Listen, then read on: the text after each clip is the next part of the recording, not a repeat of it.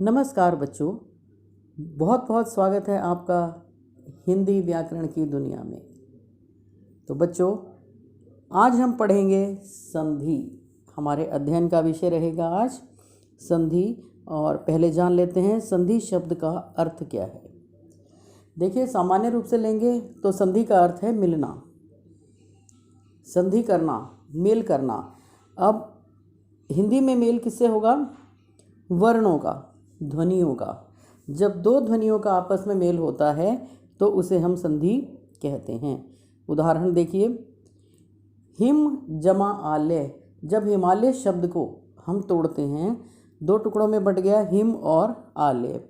अब ये देखिए, हिम को बोलेंगे तो पीछे किस स्वर की आवाज़ आती है? अ। यानी ये आप पहले पढ़ चुके हैं कि हर व्यंजन में स्वर शामिल होता है, स्वर मिला हुआ होता है। अब इसको हम अलग करेंगे अ को, तो क्या रह गया? हिम। और इधर से क्या आ गया? आ, दूसरा स्वर। दोनों स्वरों को मिला देंगे, अ और आ। अ जो है वो ह्रस्व है, दूसरा आ है वो दीर्घ है। ये हम आगे नियम से जानेंगे। पहले हम ये देखें कि हिम अ और आ, हिमालय को हिम और आलय, इन दो पदों को मिलाकर क्या बन गया? दो शब्दों को मिलाकर समास। तो क्या है? दो ध्वनियों को मिलने से, दो वर्णों को मिलने से संधि हो गई, या दो ध्वनियों को मिलने से यहाँ पर संधि हो गई। और संधि होने के बाद रूप क्या मिला हमें? हिमालय। इसी प्रकार सत जमा जन, सज्जन। नि जमा रस, नीरस।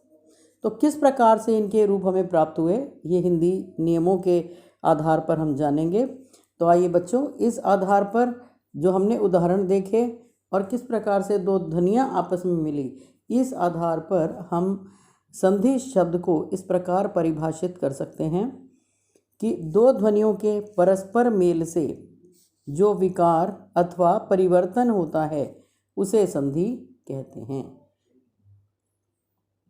अब संधि के तीन भेद हैं। कितने भेद माने गए हैं? तीन। स्वर संधि, व्यंजन संधि और तीसरा है विसर्ग संधि। पहला भेद है हमारा स्वर संधि। जब दो स्वरों के मेल से जो विकार उत्पन्न होता है उसे स्वर संधि कहते हैं। स्वर संधि किसे कहते हैं? जब दो स्वर आपस में मिलते हैं और उनके मिलने से जो रूप हमारे सामने आता है वो क्या हो गया? संधि। अब स्वर संधि के 5 भेद हैं। 5 भेद माने गए हैं: दीर्घ संधि, गुण संधि, वृद्धि संधि, यण संधि और 5वां है अयादि संधि। तो आइए देखते हैं बच्चों, पहला भेद है स्वर संधि का दीर्घ संधि।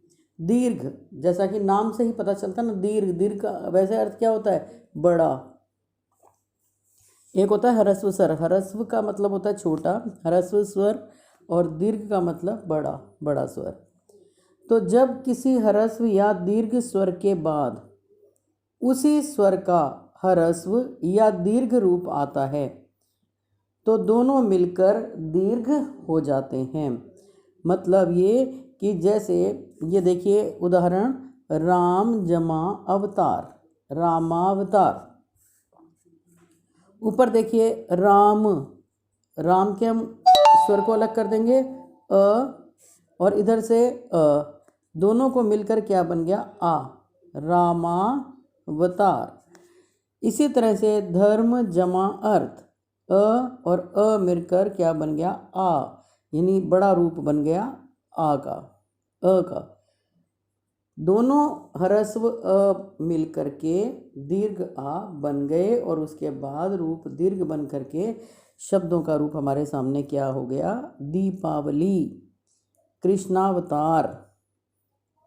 दूसरा है अ और आ। इधर स्वर ह्रस्व स्वर है अ, उधर दीर्घ है, तो भी दोनों को मिलाकर बड़ा आ बन जाएगा, यानी दीर्घ स्वर हो जाएगा, दीर्घ रूप हो जाएगा। पुस्तक जमा आलय, पुस्तकालय।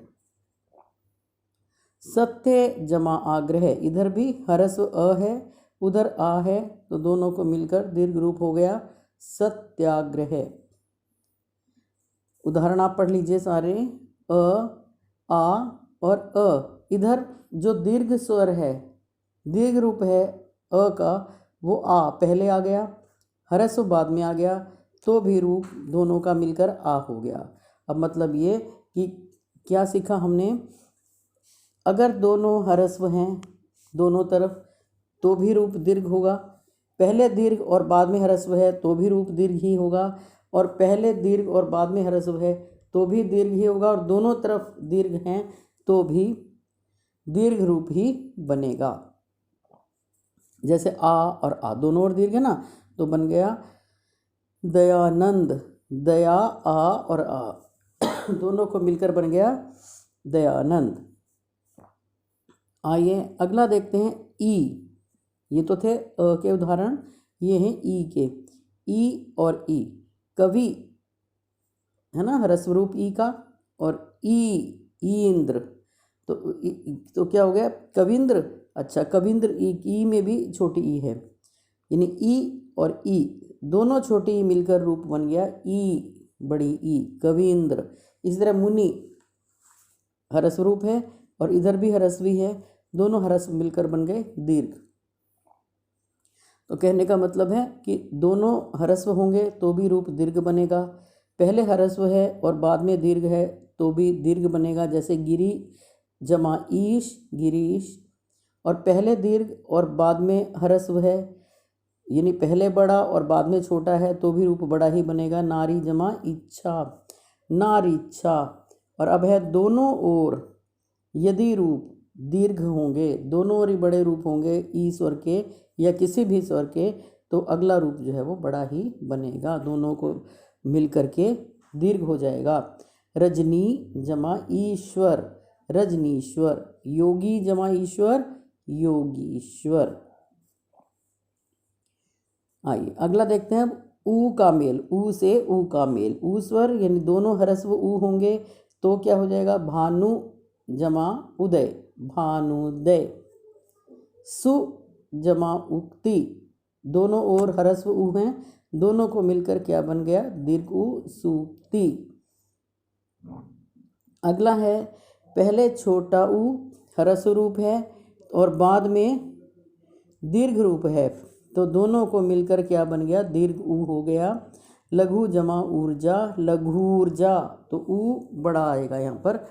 अम्बु जमा ऊर्मी, अम्बूर्मी। इधर दीर्घ ऊ पहले आ गया और ह्रस्व बाद में आएगा तो भी दोनों को मिलकर के दीर्घ ऊ हो जाएगा।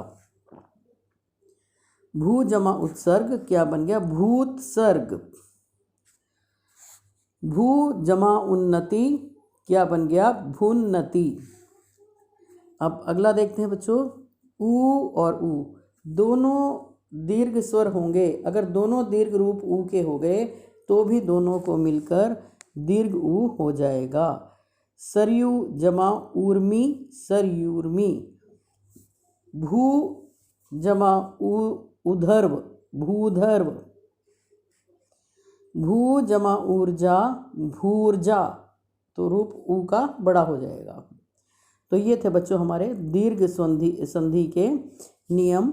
इन नियमों से स्वर का रूप बदल जाएगा, और लेकिन बदल करके रूप दीर्घ ही रहेगा और दोनों ओर एक ही जैसे स्वर आएंगे। हाँ दीर्घ और ह्रस्व तो हो सकते हैं लेकिन असमान स्वर नहीं होंगे। अब है दूसरा भेद गुण संधि। पहला हमने क्या पढ़ा दीर्घ संधि, दूसरी है गुण संधि। जब आ के बाद यानी ह्रस्व अ और दीर्घ आ यानी छोटे अ और बड़े आ के बाद यदि ह्रस्व ई और दीर्घ ई यानी छोटी ई और बड़ी ई, अगर दोनों के स्थान पर ये दोनों आए तो इनकी जगह ए हो जाता है। अ के बाद ई आ जाए छोटी ई और आ के बाद बड़ी ई, तो दोनों की जगह पर मिलकर ए हो जाता है। इसका उच्चारण अ भी कहते हैं लेकिन ए की जगह ए भी प्रचलित है, तो आप ए भी कह सकते हो। जब आ के बाद अ या आ के बाद ऊ या ऊ ह्रस्व या दीर्घ ऊ आए तो दोनों की जगह ओ हो जाता है। ए और आ के बाद आए तो क्या हो जाएगा, ई और ई हो जाएगा। ई और ई आए तो दोनों के स्थान पर ए हो जाएगा, और ए या आ जाए तो दोनों के स्थान पर ऊ का ऊ हो जाएगा, और जो बड़ा ऊ है उसके स्थान पर ओ हो जाएगा। तथा आ के बाद अगर इस ओर ह्रस्व अथवा दीर्घ है तो इससे परे री अगर आती है तो दोनों के स्थान पर दोनों को मिलकर अर हो जाएगा, तो ये गुण संधि हो गई। अ जमा ई बराबर ए, देव जमा इंद्र देवेंद्र। इसी तरह स्व अ और बड़ा रूप आ गया ई का, राम जमा ईश्वर, तो क्या बन गया रामेश्वर, तो भी दोनों को मिलकर ए हो जाएगा। भारत जमा इंदु भारतेंदु, अ और ई को मिलकर ए हो गया। नर जमा इंद्र, अ और ई को मिलकर ए हो गया नरेंद्र। इसी तरह परम जमा ईश्वर परमेश्वर। सुर जमा ईश, अ और बड़ी ई यानी हर दीर्घ ई मिलकर के बन गया ए सुरेश। आगे देखिए, राजा जमा इंद्र, इस तरफ है राजा के बाद क्या निकला आ, उधर है ई ह्रस्व, आ और ई। अभी क्या पढ़ा हमने, आ और ई को मिलकर क्या हो जाएगा ए। राजा जमा इंद्र राजेंद्र, महा जमा इंद्र महेंद्र। इसी तरह आ जमा ई ए, लंका जमा ईश्वर लंकेश्वर। उमा जमा ईश उमेश, आ और दीर्घ ई मिलकर बन गए ए उमेश। तो अगला उदाहरण देखिए, अ और ऊ को मिलकर क्या पढ़ा था अभी, ओ हो जाता है। विवाह जमा उत्सव विवाहोत्सव। लोक जमा उक्ति, अ और ऊ दोनों मिलकर बन गए ओ लोकोक्ति। अगर इधर अ है उधर दीर्घ रूप आ जाए तब क्या होगा, तब भी ओ रहेगा। सूर्य जमा ऊष्मा बराबर सूर्योष्मा। सागर जमा उर्मी सागर उर्मी। और इसी प्रकार इधर दीर्घ आ है, दीर्घ रूप है आ, और उधर भी दीर्घ है ऊ, तो दोनों को मिलकर हो जाएगा ओ, तब भी रूप ओ ही रहेगा। जैसे गंगा जमा उर्मी गंगोर्मी। यमुना जमा उर्मी यमुनोर्मी। महा जमा ऊर्जा महोर्जा। इसी तरह ए के बाद अगर री आती है तो दोनों को मिलकर अर हो जाएगा। राज जमा ऋषि राजर्षि, देव जमा ऋषि देवर्षि। आ और री मिल करके अर हो जाएंगे, अगर दीर्घ स्वर है तो भी और ह्रस्व है तो भी। महा जमा ऋषि महर्षि, ब्रह्मा जमा ऋषि ब्रह्मर्षि। तो बच्चों ये हमने पढ़ लिए अभी स्वर संधि के 5 भेदों में से 2 भेद। कौन कौन से, दीर्घ संधि और गुण संधि। तो आज के लिए इतना ही काफ़ी, कल इससे आगे बढ़ेंगे। तब तक के लिए धन्यवाद।